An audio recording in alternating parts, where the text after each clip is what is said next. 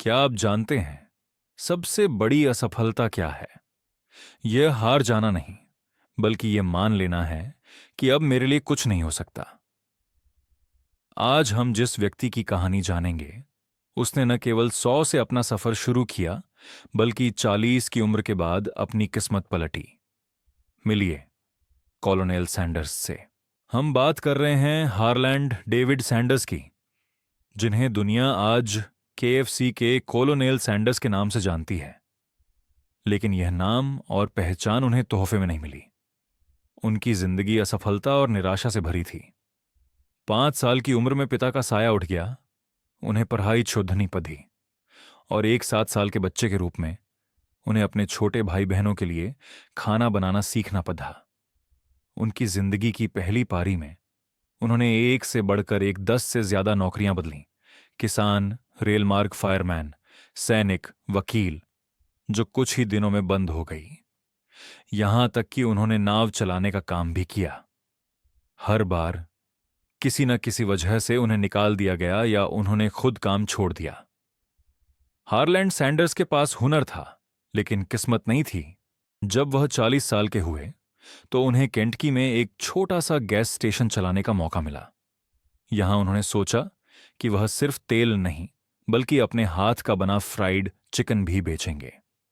उनका खास गुप्त मिश्रण, सीक्रेट रेसिपी, लोगों को इतना पसंद आया कि जल्द ही उन्हें एक रेस्टोरेंट खोलना पड़ा। यही वह समय था जब उन्हें कॉलोनेल की उपाधि मिली, एक मानद उपाधि उनके शानदार केंटकी चिकन के लिए।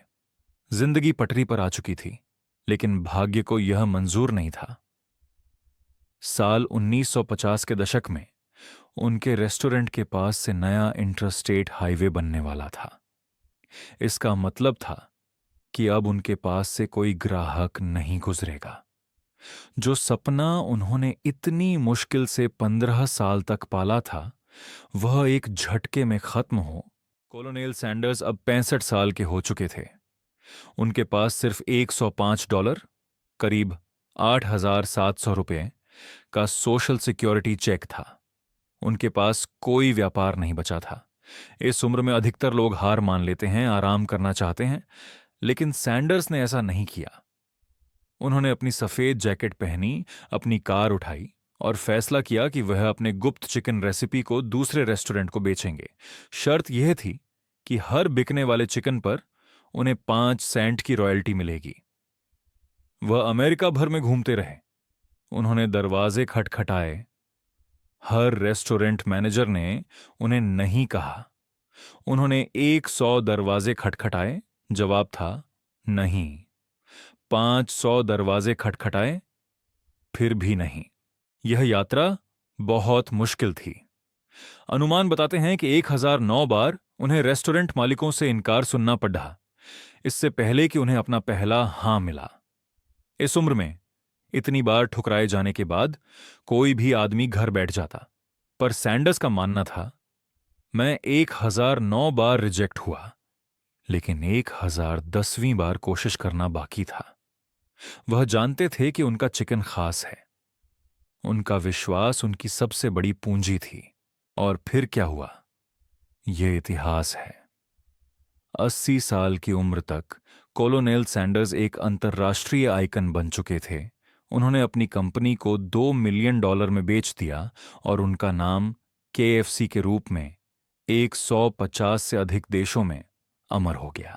आज उनकी कहानी हमें यह सिखाती है, उम्र सिर्फ एक संख्या है, असफलता सिर्फ एक राय है।